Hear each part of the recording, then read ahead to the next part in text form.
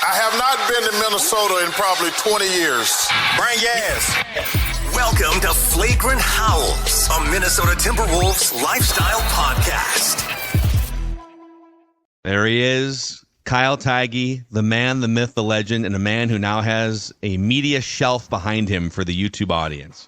A big, big day here for Kyle. Congratulations. Appreciate you. A lot of work to put this thing together, but yeah, there'll be a Kobe Bryant ball right here. There's some other stuff, but it's cool to, I don't know, I've always wanted, like I said, in my apartment, as many people know, I didn't really have my own space, so finally got an office. Hopefully the sound comes in a little better, but yeah, I was excited to get that done because as I was reminded in LA this week, the season now has started and now it's just chaos every day with either games or breaking news or updates. So we are, the Wolves are officially back.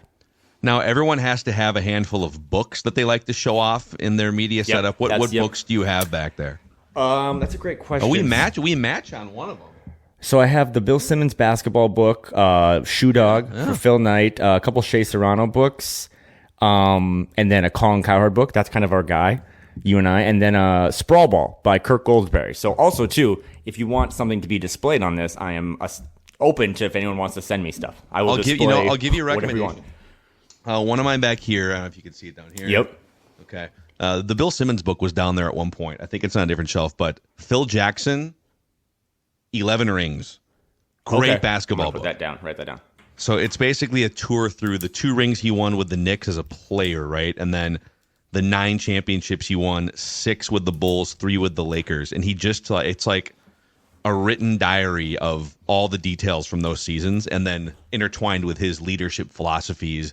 It's a very basketball leadership, Kyle Theige, classic Kyle Theige book right in your wheelhouse. Just a couple of University of North Dakota alums with 11 combined championship rings. Look Bearded at us. North Dakota alums that love basketball. What's up, man?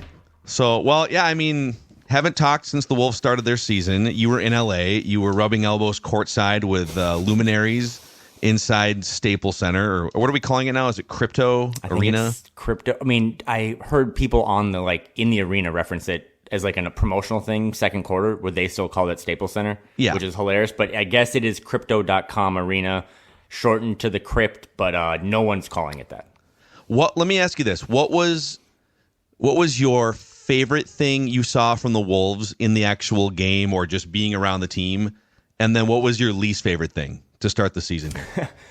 Shout out to Dane Moore because he hooked me up to get there. But my favorite thing, honestly, story to the Timberwolves, was I got to spend 4 hours on Monday night having dinner with Jim Pete and just hearing basketball stories. It was the biggest nerd out session of my life. The game itself on Tuesday, it was weird because if you're traveling on the road for a game, you kind of wake up in the morning, you go to shoot around, and everyone's just kind of in essentially basketball pajamas, just kind of going through the plan for that night. And the energy that day at Staples in the morning was pretty good. So if you talk about what was the result aside, because I don't know, man, maybe we can talk about this more today or throughout the season, but I'm really not results oriented anymore. What they did last year has raised the bar of expectations for me, where I'm not going to panic if they lose a game. I'm not going to panic if they start slow, but to see them just have no energy in a game that's on prime time and you're one of the 4 that opened the season and you're in LA in front of all these Lil Wayne's there, Shannon Sharp, fellow podcaster, but to just play so flat was really, really disappointing. But then on the flip side, especially because it was announced 5 minutes, we kind of got news of it before Sham, 5 minutes before that Rudy got that extension. I actually thought, and rewatching it, Phil, that Rudy played awesome. I know he appeared to have gotten cooked by Anthony Davis. I don't think that's what it was. I thought their single matchup, Rudy did a really good job, but he did a lot of good things on defense. And then kind of when he was the short roller and would catch the ball in the middle and have options to throw the ball to for threes, they just didn't hit a lot of shots. And that was Ant's kind of remarks after the game, was if we just hit a couple more shots, we'd probably win that thing. I didn't agree with that in the moment, and I rewatched the game and I was like, you know what? I think that would have actually just helped. Mike Conley was really bad, and it would have helped make 3 more. It's also, I agree, because the Wolves did not shoot great from 3, but the Lakers were 5 for 30 from 3. Yep. So it is tough in a game in which, if we would have just made if DiVincenzo makes 2 extra threes or Mike Conley makes one, and the Lakers are Well, we went 5 for 30 and we're up by 15 points for basically the entire second half because we cooked you in the paint. But like, dude, they got the Raptors game to start the year last year. There was that weird Hawks game. And a couple days ago here with Judd, I took the audience back 20 years when they made the big blockbuster moves and shook up the whole roster with Sprewell and Cassell. Their first road game that season, 2003-2004, they scored 61 points, got beat by 23 against the Nets. And I think Sprewell was like 2 for 14, just trying to figure out, okay, who are my teammates? How do I fit into this thing? We're going to need like a month minimum. And I know fans don't want to hear that. And people are mad that Julius Randle looks like a slog and, and the energy was low and it was a weird loss. But I'm going to need like a month before I go anywhere near a panic button here with this team. Maybe even longer than that. Yeah, we were kind of joking after the game. It's like they got sick again. Like you've seen this team be sick before last year in Toronto, and then in that Hawks loss, right, where they dropped to 1-2, and that was like doomsday. If you remember after that Atlanta game and they blew the lead, it was really sour and toxic. Yeah. But it's like, but then they recovered and they were healthy again. So that's kind of my take. But I also am very cognizant, if you're cynical, of like, okay, but why do you keep getting sick?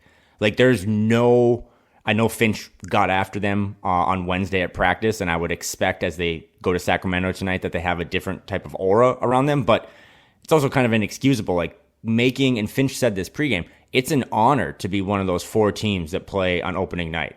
And to kind of come out there with that lack of energy and attention to detail and the game plan, I mean, that's kind of like disrespectful to the game and to the people that are tuning in. So, yeah, you got to clear that up. I think it is going to take time to figure out some of these pieces. Again, like the Julius Randle box score was good, but the eye test was like, I don't know. So it's going to be fascinating. What do you Thursday make? Night. I'm glad you brought that up because, like, I just watched the game. I had no computer with me. I was just watching the game and going off the eye test and before I checked the box score, my take was sort of anecdotally, boy, Julius Randle. I mean, yeah, we know he's kind of he's an isolation, a little bit more of a sloggy player, but that just looked really bad in the first game. But then you check the box score, and he was like 50% from the field, efficiency, got to the free throw line more than anybody else, 7 free throw attempts. He was a +4 or something. So they won he played like 35 minutes. They won the Julius Randle minutes by like a +4, and they lost the Mike Conley 20 minutes by 22 points. But the Julius Randle thing, the eye test and the box score, I'm trying to remember a time where there was a bigger gap between the two, I guess, but for a Wolves player. I'm gonna answer that with a question. I was looking up this tweet, but like when you do Purple Daily, or like when you do Vent Line, like right after a game, like we were doing our pod, Dana and I, Tuesday night after the game, and I had a lot of initial thoughts that after I rewatched the game on Wednesday kind of changed. Like I thought in the moment Julius Randle played really bad, and then like the box score kind of told a different story, which again, box score hunting is kind of a flawed thing. But then I rewatched and I was like, okay, he does look like a guy that just hasn't played a lot of basketball. It was slow, it was clunky.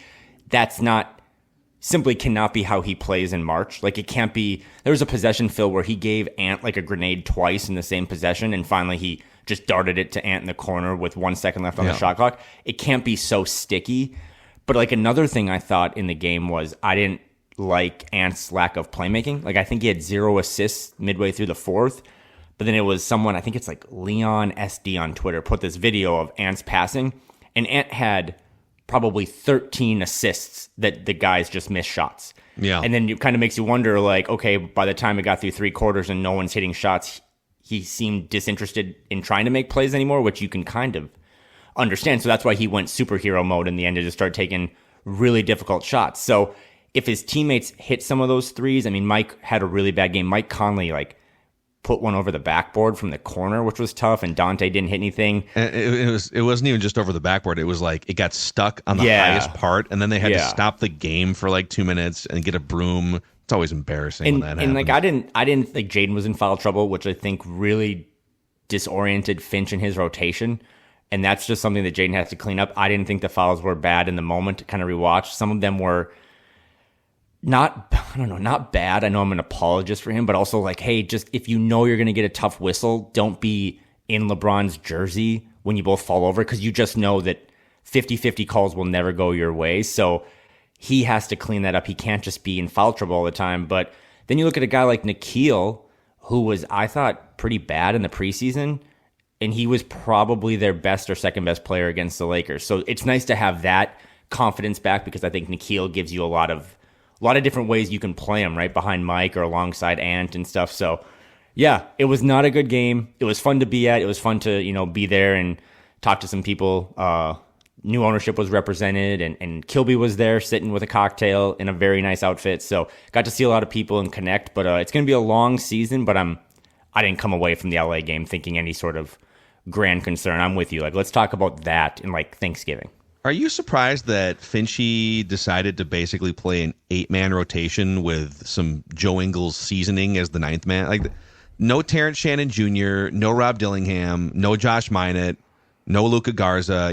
Even some of those periods where you're down by 14 or 17 points and everything looks flat, to not even throw Josh Minott out there for a 4, 5, 6-minute rotation. Were you surprised by that? Yeah, and I think Finch was pretty honest post-game that he was not surprised by it, because he's the one calling the shots. But he would have liked to have gone to a full 9 or like given Joe Ingles some more minutes. I think that'll be a debate for the first couple months of, do people think Joe Ingles deserves minutes? Like, is he cooked, or is he just working his way into shape? I don't think Terrence Shannon Jr. is going to crack the rotation this year. I don't. I also think this year you don't think he's going to? No, because it's like, I mean, Rob's the 8th pick, and Josh Minott has actually shown you stuff, and those guys haven't been unglued from the bench. You know what I mean? And on the Garza thing, I've probably been more anti-Luka Garza. Just, I don't know. I just haven't always seen what other people see. I've come around. You hate Iowa, so I mean. Yeah, top bottom 5 state is what you're trying to say. No, I'm kidding. I do think in a game against the Lakers, it was matchup specific. I know, like, if you thought Rudy Gobert got cooked by AD, I don't think Luka Garza is the answer. That's just one. Agree on that. Yeah. But if Jaden's in foul trouble and you're like, okay, when Jaden's out, we're kind of small. I mean, you obviously still have bigs like Julius Randle and Gobert, but Jaden is like the barometer. I was saying this to Dane, of his length when he's out there makes you a long, big lineup. But when he's out of there, now it's like you're playing up 3 guards with Ant and Dante and Nikhil and all that stuff. So I would have loved to have given Josh just 6 to 8 minutes of chaos. I think he's deserved it, because I don't know if he's good defensively, but he'll just give you some shot blocking and size, and he's hitting threes. So yeah, that's a long-winded way of saying I was shocked by the rotation. Maybe it was specific to, I mean, the Lakers have a lot of size. Even if you don't like D'Angelo Russell's game, he's a big point guard. They have big guards in the backcourt. Like, Hachimura is really big. So maybe they just tried to keep it smaller, but I don't think this can be fruitful. I don't think you can just stick to an 8-man rotation, and I don't think you should in October, November. I think you'll see Josh or Rob tonight against Sacramento, and I think you'll see them on Saturday at home in the home opener. This rotation deserves to be 9 for now, and maybe 10 to start. I mean, the Warriors played 12 last night. Like, you can do it. I know they were playing the Blazers, right? And they scored like 140 points. But man, they got rid of Clay, and Buddy Hield comes off the bench and hits like 5 threes. The Warriors may have retooled. I mean, I think I don't think you can just not play Minott, Dillingham, and Terrence Shannon. I get it's one game, and they play another one here in like 8 hours, so it's possible that all those guys play, and then we can talk about it. But and now I'm opening up a whole new conversation here, but for Bronny James to get 3 minutes in a photo op, but Josh Minott can't get 4 or 5 minutes, having played the way he did in the preseason, when you have low energy and you're trailing for portions. Like, I don't know. By the way, did you get emotional? Did you shed a tear when Bronny was out there and him and his dad were trying to hunt for the assist combination in those 3 minutes? It's okay. I didn't know we were going to do this. I think it's dumb, just so you know. I think and to be comparing it to Griffey and Griffey Sr., like, let's bring one of the greatest baseball players of all time and his all-star dad, who actually, like, of course they're going to be on the field. They're both awesome. I don't know. It just felt weird. It felt very manufactured to me. I'll just say this with a smirk of humble brag, but I got to meet both of them.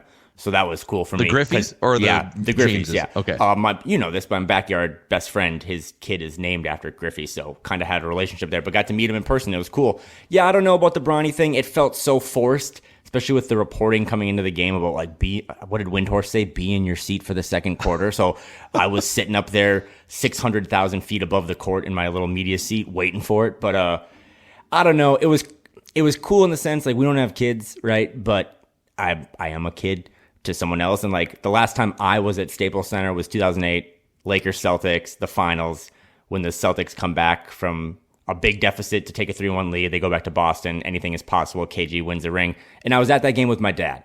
So like I can understand the sentimental value of it. I think Redick did a good thing in getting it out of the way because now they don't have to worry about it anymore. So that's cool. But I mean, I will also say this isn't even up for debate. He's not an NBA player right now. You watch him out there. I mean, as soon as he got on the court, Julius Randle's eyes tripled in size, and he just little brothered him, like right into the rim. So he's going to have to get bigger. He's good at hustling. He did try to attack the glass, but I don't think Bronny James right now is an NBA player. And I also don't think it's really fair to be like, well, Bronny played, but Rob Dillingham didn't. Like, I don't know. I think that's apples and hand grenades. But I do think Rob should have played.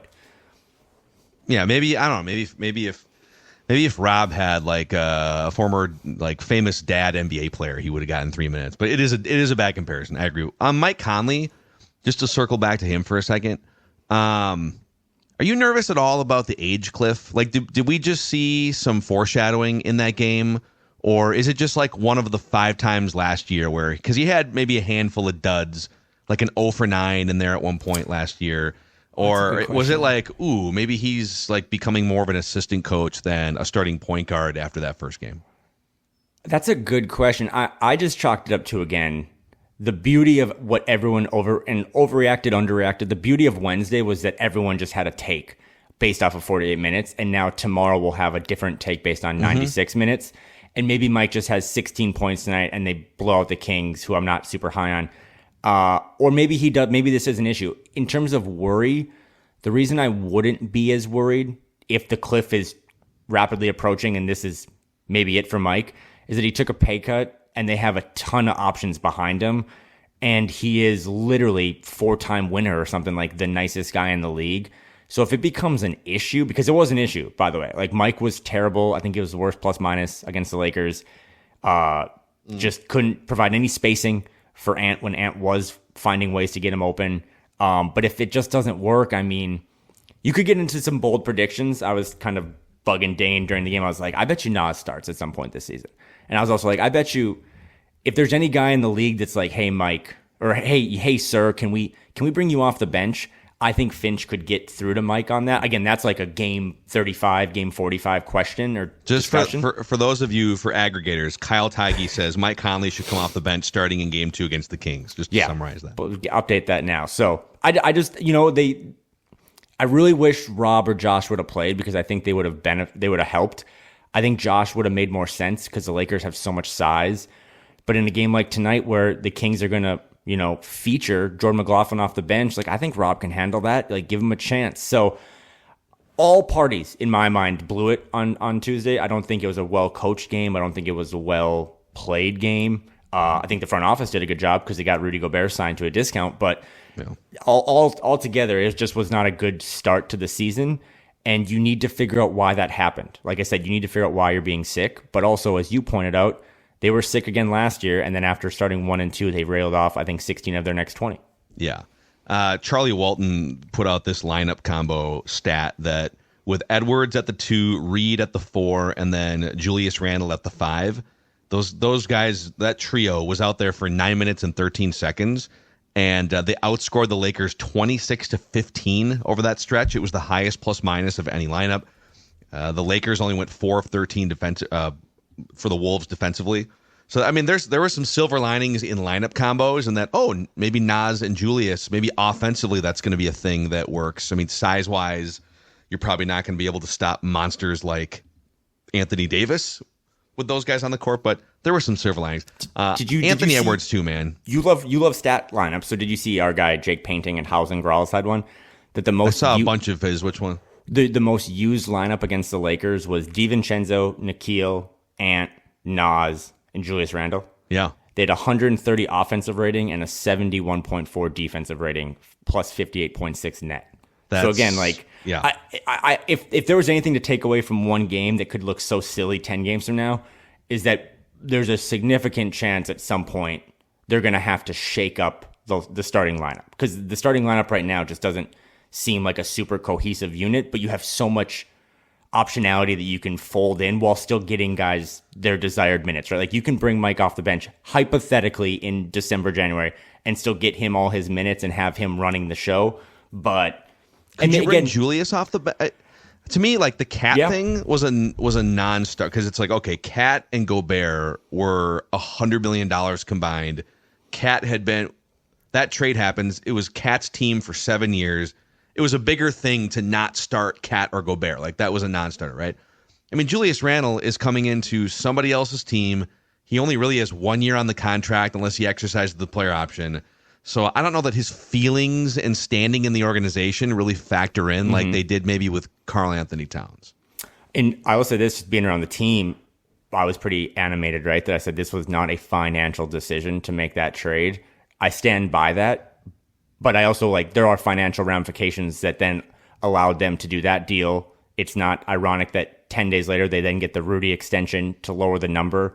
And now you're looking at a team that, again, we'll have to talk to Dane on this, Blake, that is possibly going to be under both aprons or, like, have some wiggle room. Not to, like, just go out and flat sign guys, but it does give them more, again, options next summer in terms of trying to re-sign Nikhil or trying to re-sign Nas. But they love DiVincenzo, and he was not good against the Lakers, but talking to him post-game and just talking to guys that are in the front office, is like, when you said, like, did they make that trade because DiVincenzo might be the piece, I think that's pretty smart to say, because I think that's a lot of went into the thinking of the Karl trade. But I also understand that when the Wolves lose games and the new guy doesn't look as fun, right? Like, someone compared it in the comments, Julius Randle to Karl, of like when the Wolves went from Ricky Rubio to Jeff Teague.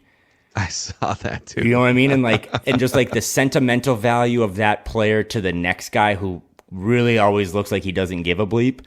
That's a really good comp. So credit to whoever had that. But I just think Julius has to work his way back into shape. I mean, he's been all NBA, but I also think too, you're right, like hierarchy wise, you're kind of the new guy. And I know you make a lot of money, maybe you make double what Nas makes, but if this thing is stale after Thanksgiving, there's no reason that some of the longer term pieces like a Nas aren't promoted to make this thing work. But you could flip Julius in 2 months if you wanted to, right? Yeah. It's a super easy out. I think they like Julius still. Like, I mean, again, it is what it is. But like, he led the team in assists that night. I know they were probably weird assists and maybe late shot clock stuff, but they just played really, I referred to it as a Maya Mackey kind of type of situation. They played like dog bleep on Tuesday, but let's see how they respond to the Kings. Let's see how they respond at home against the Raptors, two teams that I don't think have high expectations, and we'll see if they respond. And if they don't, then it's like, okay, now we have some more difficult questions. And I like the Gobert extension for two reasons, or maybe even more than two, but you get more, like you said, for next year, he declines the $46.6 million player option to take less money next year. It's like he's taking like 12 million or 13 million less next year. But the trade-off for him is he gets 2 additional years of guaranteed, $60, $70 million or whatever it is, those last years, and a player option. But you essentially pay him less for the next 3 years, way less than the Supermax contract that he was on, percentage of the cap before. And you sort of gracefully get him into his mid-30s because he's like 32 years old now. You keep what should be, Dikembe Mutombo, rest in peace. He aged gracefully. There's big men that can block shots that maybe don't play 35 minutes a game when they're 34, 35, but are still really valuable for 18 to 25 minutes. And I just think there's a place for him on this team, maybe reduced minutes. I know he played like 34 or 35 minutes, so I don't know that this is the year that you reduce his minutes, but keep him on the team, reduce his salary, open up some flexibility for like a Nas Reed extension. Anthony Edwards keeps going up with his Supermax.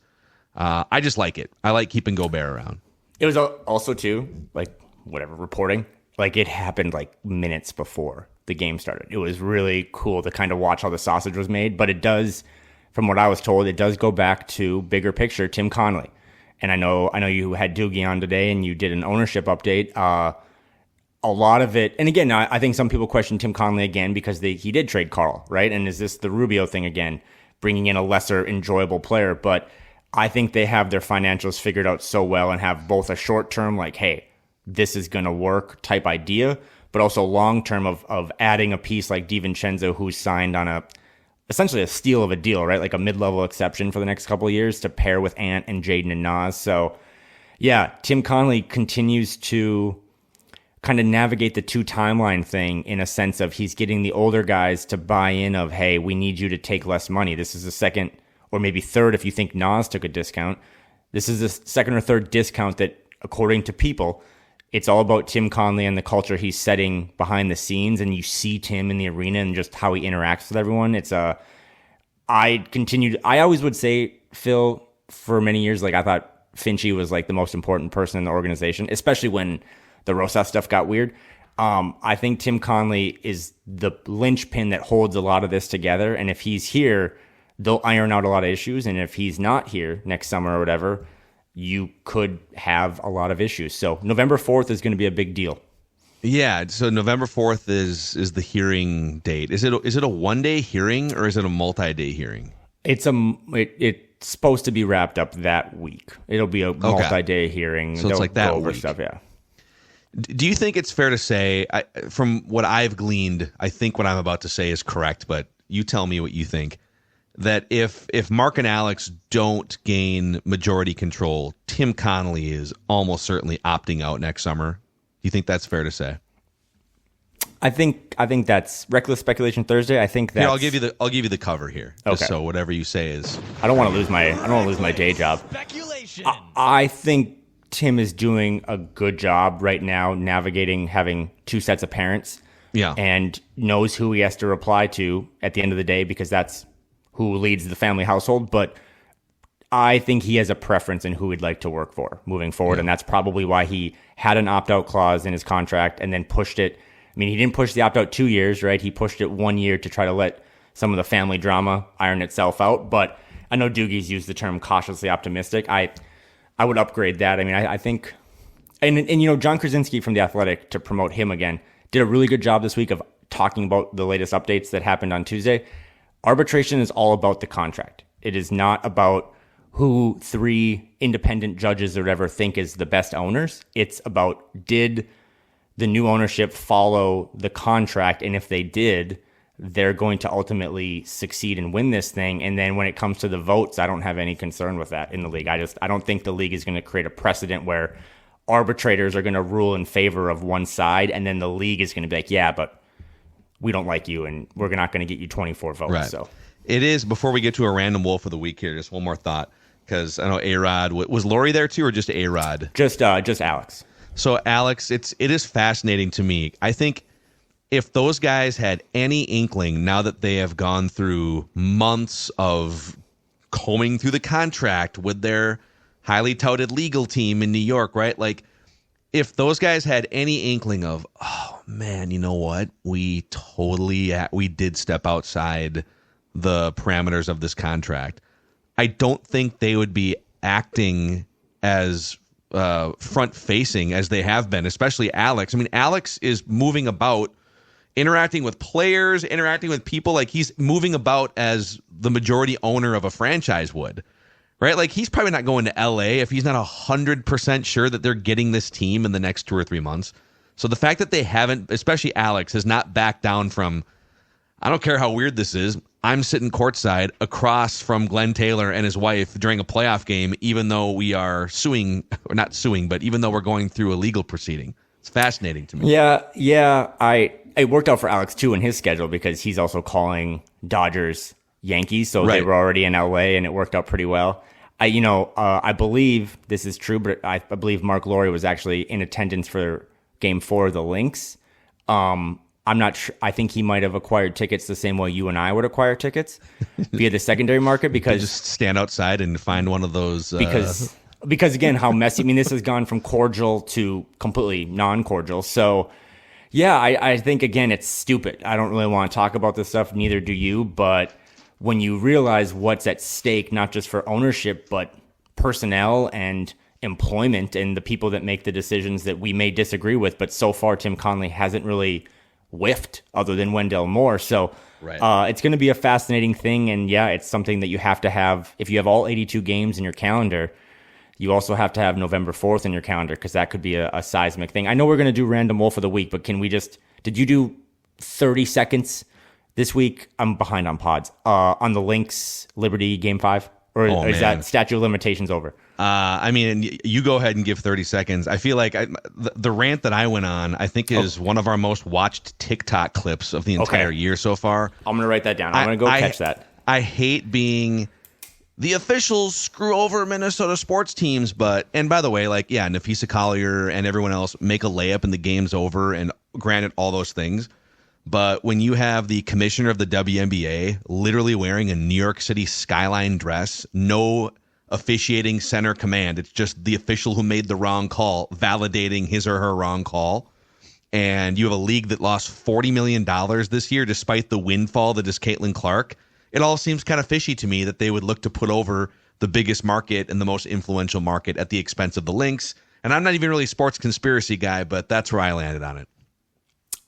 Again, for the last time, I got into sports because of the Minnesota Lynx, so they have a special place in my heart.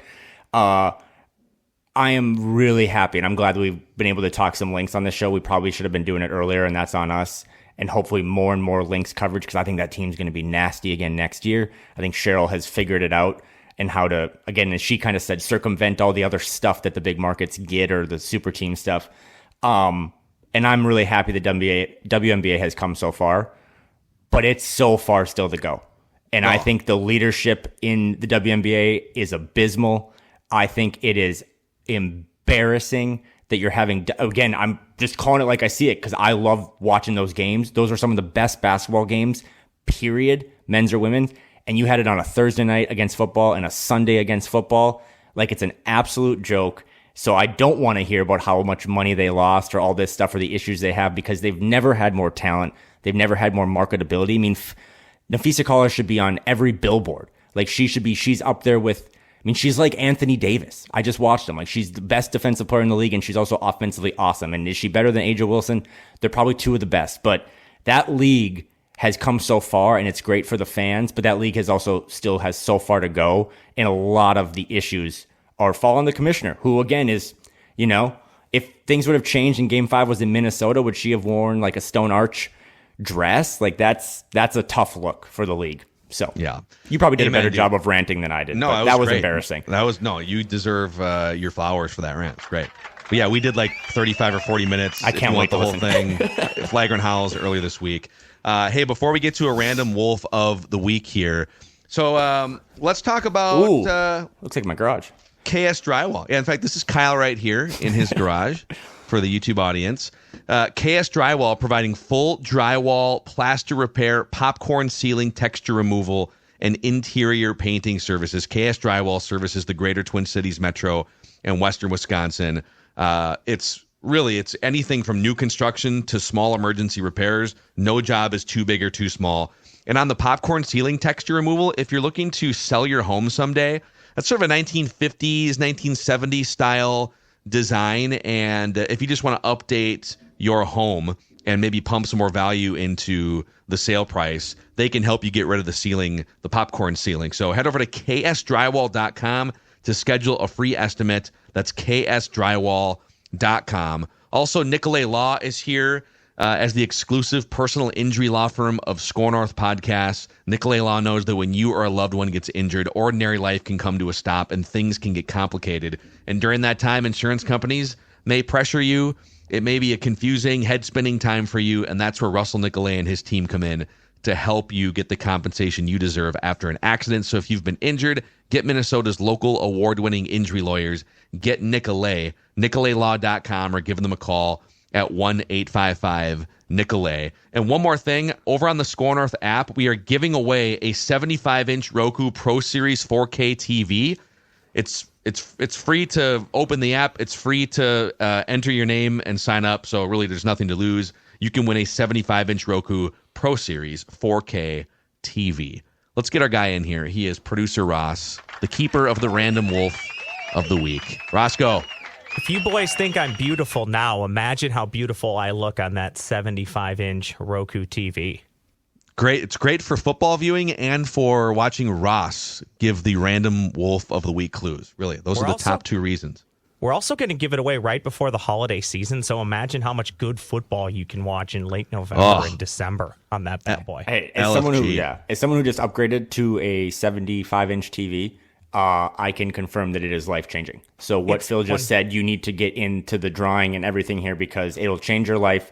And Justin Jefferson is twice as big now on Sundays in my household. You do not know what you're missing until you get like a 60-inch plus TV. It's a smart TV. Like I don't have to have 42 Apple TVs plugged into it. It just like knows stuff. Again, I am so technologically unadvanced, but it's a game changer. And Roku's awesome. So yeah. So we just got a 65-inch Roku like 2 months ago before football season. Game changer. So here's how Random Wolf of the Week works. Ross is going to throw out a series of clues, and Kyle and I will shout out guesses whenever we think we know an answer. If one of us hits a third strike, the other one wins automatically. We each get a heat check guess that doesn't count toward those strikes. Kyle has 21 victories all time. I have 12. The last handful of Random Wolves are Jaden McDaniels, Reggie Slater, Will Avery, Doug West, Latrell Sprewell. So here we go. No cheating, no Googling. I don't like correcting you. I have Kyle at 22. So your deficit is it's 22 to 12? Okay. Yeah, I'll update mine. McDaniels was the last one that Kyle was able to grab. Right. Back to a 10-point lead for Kyle. I'm sorry to do that to you. No, it's okay. I mean, I don't think I'm coming back from 22 to 12, so I'm just here to have fun, basically. Well, what are you talking about? We still have 300-plus Timberwolves to go. There's plenty of time. It's going to be tough. Plenty of time for old Macadac. Here we go. Clue number one, boys. Per Basketball Reference, this Random Wolf of the Week had 3 different nicknames. Who wants to heat check first? I just stumbled upon Julius Randle's Basketball Reference page the other day. He's got some unique nicknames. He does. I actually saw that too. I'll just say because he's now gone. He's not dead, but he's not with us. Keita Bates Diop. That is incorrect. Oh man, that would have been a heat. That would have been half quarter. I'm gonna go Luke Ridnour. Have we used Luke Ridnour yet? Oh. We have not used Luke Ridnour yet. That's a great guess, but it is not correct. We're on to number 2. There's a theme here at the beginning. This Random Wolf of the Week This Random Wolf of the Week wore 3 different numbers in the NBA. So 3 nicknames, 3 different numbers in the NBA. Okay. I think I know it, but I'm gonna let Ross do one more clue. This Random Wolf of the Week played for 3 different NBA franchises. 3 nicknames, 3 different franchises, 3 different numbers. This guy played for more than okay. This Random Wolf of the Week was named to the All-NBA third team twice. Named to the All-NBA third team twice. 3 different NBA franchises. 3 different numbers. 3 nicknames. Okay. Is it Latrell Sprewell? Is that a guess? Yeah. That is really good, but really wrong. Okay. Wow, you're sassy today. Is it because of the stain on the shirt? It's not even pictured in you. Oh, no. No, it is. Right. It is. It's definitely on your sleeve. Yeah. And I what is no that, idea by what the way? Is that ketchup or barbecue sauce? Zero idea. This it's actually chicken tender basket day at the Hubbard Calf. This actually just came out of the washer, so I have no idea what's on it. You're cooked then. You should have said it's oil and you were doing like some car stuff and everyone had... Yeah, some real manly stuff. I think everybody would know that's wrong. Just for fun, this Random Wolf of the Week never wore the number 3. Okay. All right, buddy. Where are we going here? This Random Wolf of the Week is retired from the National Basketball Association. I always get tripped up on like when you do the current ones because I'm never thinking about Jordan McLaughlin. This random wolf of the week once appeared on an episode of The Jamie Foxx Show. I didn't know he had his own show. It's old school, This man. random wolf of the week is a NBA champion. This random wolf of the week averaged 3.7 assists per game in his NBA career.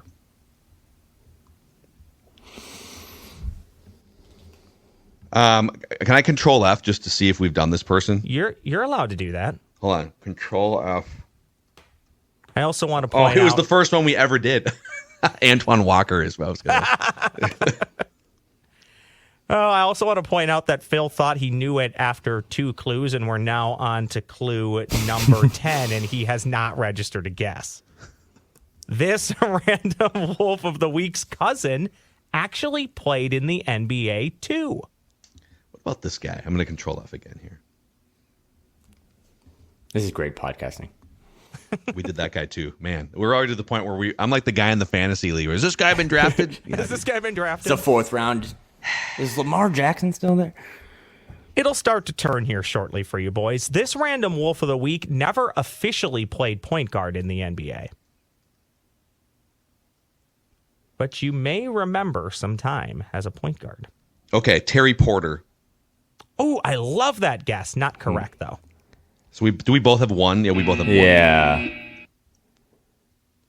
This random wolf of the week owns the rare distinction of winning Mr. Basketball in 2 different states. Whoa. Whoa. Okay. This random wolf of the week did not play college basketball.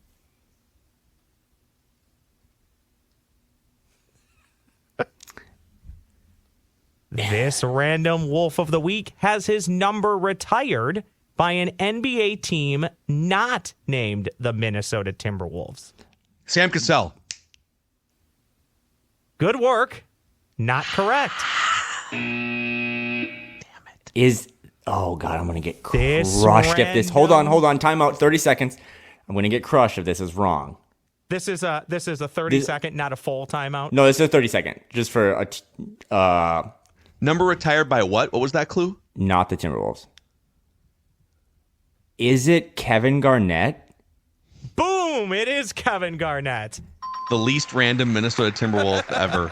He didn't wear... So he wore 5 with the Celtics.